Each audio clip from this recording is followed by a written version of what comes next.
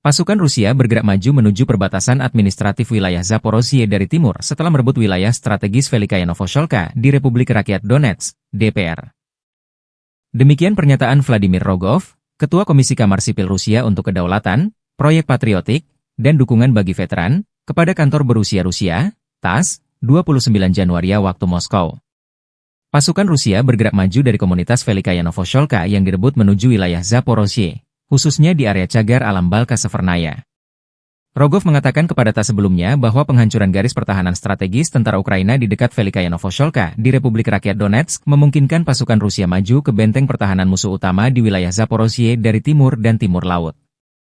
Ia lebih lanjut mengatakan bahwa posisi tentara Ukraina di dekat Gulai Pole dan Orehov kurang siap untuk pertahanan dari arah timur dan utara dibandingkan dari selatan.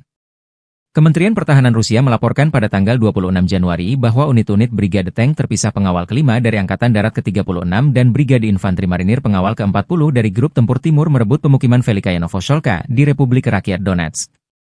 Ini salah satu daerah penghubung di Donetsk untuk menjangkau wilayah sekitarnya. Kehilangan wilayah ini berarti kerugian besar bagi Ukraina.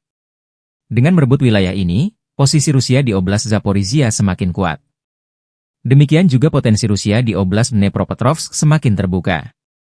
Pembebasan Novoyelizavetovka di Republik Rakyat Donetsk, DPR, akan mempercepat gerak maju tentara Rusia menuju perbatasan dengan daerah Dnepropetrovsk, kata seorang sumber di kalangan pertahanan Rusia kepada TASS.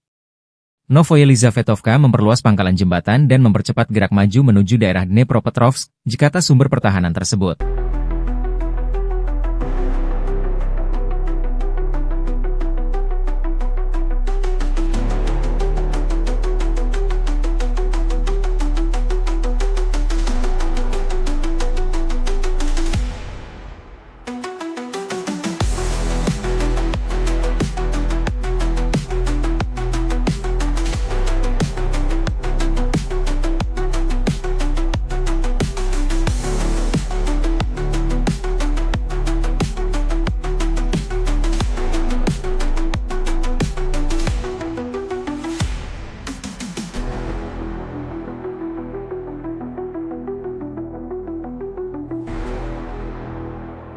Download Tribun X sekarang, menghadirkan lokal menjadi Indonesia.